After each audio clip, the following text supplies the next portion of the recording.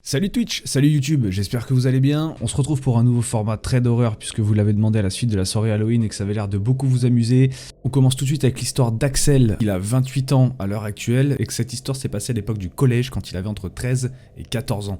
À l'époque, il nous précise qu'il avait un groupe de 5 potes avec qui il aimait traîner dans sa petite ville du sud-ouest de la France. Et comme beaucoup d'adolescents, il aimait les sensations fortes, donc il faisait des lurbex dans des endroits un peu chelous, désaffectés ou des choses comme ça. Il explique que c'était leur délire du moment et qu'il était dans le groupe celui qui était le plus téméraire, qui était toujours en avant et qui allait toujours chercher d'où venait tel bruit ou telle ombre et à savoir voilà, faire ses petites enquêtes pour savoir d'où venaient les choses. Il nous dit que comme quasiment tous les jours, ils étaient posés dehors à discuter de tout et de rien en attendant que leurs potes leur rejoignent pour qu'ils puissent partir ensemble vers une nouvelle aventure. Quelques minutes plus tard, le dernier des potes arrive tout excité en leur précisant qu'il a le plan à leur proposer et que ce coup-ci, ça va vraiment être énorme.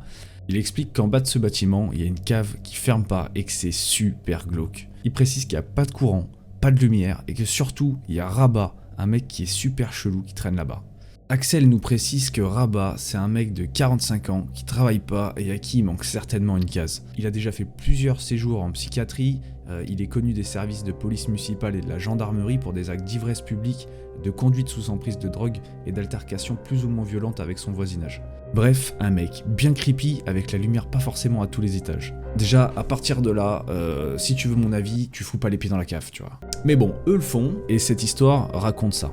Axel nous précise qu'il décide alors d'y aller et que c'est juste à une centaine de mètres de chez eux et qu'il fera bientôt nuit. C'est pile le bon moment pour un coup stressant et marrant. Ils arrivent alors devant la petite pente qui mène à la porte extérieure et passent devant pour aller ouvrir. Le mec bien chaud, Axel bien chaud quoi. Il rentre alors et effectivement c'est pas hyper rassurant. Il y a des longs couloirs étroits, les portes en bois qui donnent sur des box des locataires du bâtiment. Faut savoir qu'à cette époque, tout le monde n'a pas de portable. Donc pouvoir dégainer une lampe torche à tout moment, à l'époque c'est assez rare, et si t'as pas pris ta petite lampe, la petite lampe de papy, autant dire que tu l'as dans l'os. Eux, sur le moment, ils ont 2 éclairages, ok, pas très puissants en plus de ça. Ils tournent alors dans le premier couloir et commencent à avancer.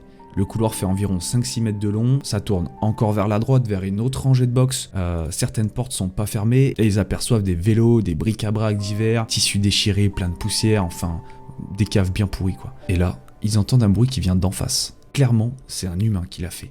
On dirait qu'il tire un truc qui est coincé contre un autre, genre un vélo coincé, assez louche, et c'est assez difficile à comprendre. Pendant une seconde, tout le monde s'arrête, en essayant de faire aucun bruit. Et après quelques secondes, le vacarme s'arrête. Là, il précise qu'ils font 3 pas, et au moment où son pote passe l'angle et éclaire devant eux, il voit les jambes d'un mec, debout, visiblement penché dans le premier box. Axel précise que ce qu'il va raconter juste après s'est passé en moins de 5 secondes, ok. En voyant la lumière, le gars se redresse et les fixe, et tout le monde comprend que c'est le fameux Rabat. Sauf que ce gars-là a juste un regard de taré, il est crade et surtout il a un couteau à la main. À ce moment-là, ça se passe en un flottement de secondes. Les potes se regardent sans bouger et d'un coup il se met à hurler des trucs incompréhensibles et il commence à foncer vers eux. Bien entendu, à cet instant, il passe de la simple pression à une peur colossale et commence à courir pour leur vie. Sauf que comme il a dit, étant le premier de la colonne, quand tout le monde se retourne, il se retrouve dernier en face d'un mec psychopathe avec un putain de couteau à la main. Là, il précise que les potes qui ont leur téléphone courent devant, donc la lumière bouge dans tous les sens avec les hurlements de Rabat derrière eux.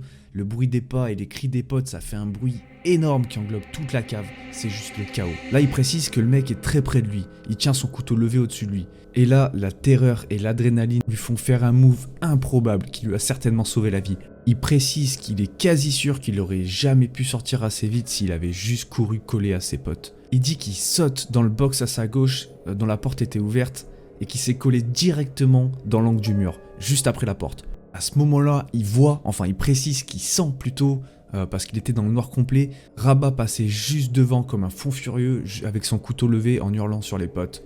Et il voit pas. Il dit qu'à ce moment, il entend ses potes qui arrivent à sortir de la cave. Sauf que de là où il est, il a juste le temps de se pencher pour voir le malade arriver à la porte, crier sur ses amis, rentrer et fermer la porte. Il est donc tout seul, dans le noir, en panique totale avec un mec armé d'un couteau.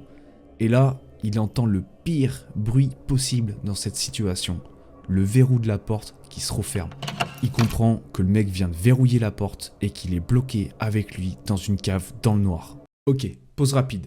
À ce moment-là, il dit qu'il avait 14 piges et qu'il avait beau être costaud pour son âge, plutôt bagarreur et inconscient. Là, il faisait clairement pas le malin. Il était totalement mal, vous avez pas idée. Il dit qu'il avait envie de pleurer, d'appeler à l'aide, de disparaître par n'importe quel moyen. Il précise aussi qu'il a un conseil à donner aux plus jeunes aujourd'hui. Ne faites jamais d'expérience comme celle-là. Et il a bien conscience qu'il aurait pu mourir ou être gravement blessé. D'un coup, plus un bruit. Noir total, silence complet. Là, il réalise qu'il est enfermé avec un malade qui a un couteau dans une cave sans lumière. Il l'entend parler tout seul, s'énerver en arabe, en français, un mélange des deux, dire des trucs qui ont pas de sens. Et là, il dit qu'il entend se rapprocher. Il se replaque dans l'angle, sans faire un bruit, avec sa main sur la bouche pour que le mec ne l'entende pas respirer. Là, le mec passe devant la porte du box. Clairement, il est même pas à 1 mètre de lui. Il respire le plus doucement possible pour pas qu'il trouve. Il l'entend s'éloigner puis tourner à l'angle du couloir. De là, il reste 3 bonnes minutes immobile, complètement tétanisé, à essayer de réfléchir à comment partir. Il dit qu'il l'entend visiblement retourner au fond, vu qu'il continue à marmonner tout seul. Mais quelque part, il a trop peur de bouger et de se retrouver en face du mec. Et là, croyez-le, ça a été les 5 minutes les plus longues de sa vie. Et là, il a un déclic. Il se rappelle qu'il y a une porte qui donne sur l'escalier intérieur du bloc. Elle est juste à l'angle, un peu plus loin sur la gauche, juste avant le virage du couloir où il est. Mais impossible de savoir si elle est fermée à clé ou non. Il commence à s'avancer le plus lentement possible en réduisant au maximum le bruit des frottements de ses vêtements. Et il essaye de se rapprocher de la porte. Il pose la main sur la poignée, il appuie dessus. Et là, il y a un grincement qui retentit dans l'obscurité. Mais par miracle, la porte s'ouvre. La lumière de l'extérieur l'éclaire, et là, il entend Rabat qui se remet à hurler et à sprinter vers lui pour essayer de l'empêcher de sortir. Sans prendre le temps de tourner la tête, il tape le sprint de sa vie. Et là, Axel précise qu'il a certainement pas touché la volée de marche qui le séparait de la porte de sortie, tu vois. Le mec a volé littéralement. Il appuie alors sur le bouton de la porte magnétique. La porte s'ouvre et il saute dans la rue. Et là, en se retournant, il voit Rabat qui frappe comme un ahuri sur la porte, comme si tu voulais donner des coups de couteau, tu vois. Là, Axel rejoint ses potes qui guettaient depuis l'angle du bâtiment et ils sont rentrés chez eux. Alors là, Axel précise qu'il a pleuré toutes les larmes de son corps et un de ses amis aussi quand il a compris qu'il était resté enfermé en bas. Les autres allaient prévenir la police et ses parents alors qu'ils l'ont vu arriver. Axel précise aussi que bien qu'il habitait la maison juste à côté, il n'y a jamais eu de suite à cette histoire. Il a jamais revu Rabat, il a jamais eu de problème. Alors on sait pas ce qu'il est devenu, on sait pas si le mec s'est fait arrêter ou s'est barré, on sait pas du tout. Il dit juste que là il n'y a pas de problème, enfin il n'y a pas eu de problème à la suite de ça. Et franchement c'est tant mieux au vu du gars en question quoi. Il précise aussi que ça a été pour lui le moment le plus stressant et le moment où il se sentit le plus en danger dans sa vie et où il sentait qu'il n'y avait plus de loi, il n'y avait plus rien, c'est-à-dire que là il aurait pu y passer maintenant et c'était pas un film quoi, c'était la réalité tu vois. Il précise aussi qu'il a pas gardé spécialement de trauma à la suite de cette histoire, mais qu'il a enseigné la prudence à son fils puisque maintenant il a un petit et qu'il voulait bien entendu éviter que ça se reproduise.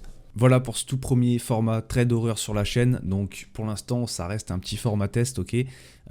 J'espère que ça vous plaît.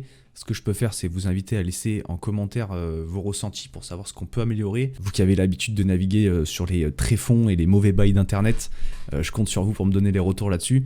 N'hésitez pas à liker aussi, ça m'aide beaucoup comme d'habitude, vous connaissez le référencement, etc. etc. Voilà, je vous apprends rien, vous êtes au courant. Si ça vous plaît, moi je me ferai un plaisir d'enchaîner là-dessus parce que j'ai vu des histoires vraiment hallucinantes que j'ai pas pu vous raconter maintenant parce que ça fait beaucoup trop long pour un format test. On viendra rajouter à ça des histoires personnelles qui vous sont arrivées, des trucs un peu glauques ou douteux, voilà, ou peut-être faire un épisode à part. En tout cas, laissez-moi des commentaires pour savoir quel chemin vous voulez qu'on suive. Et voilà, nous de notre côté on se retrouve très bientôt sur YouTube et sur Twitch. Ramenez aussi votre boule sur Discord, je mets tout ça dans la description. Et en attendant, faites attention à vous, je vous fais des bisous, ciao ciao.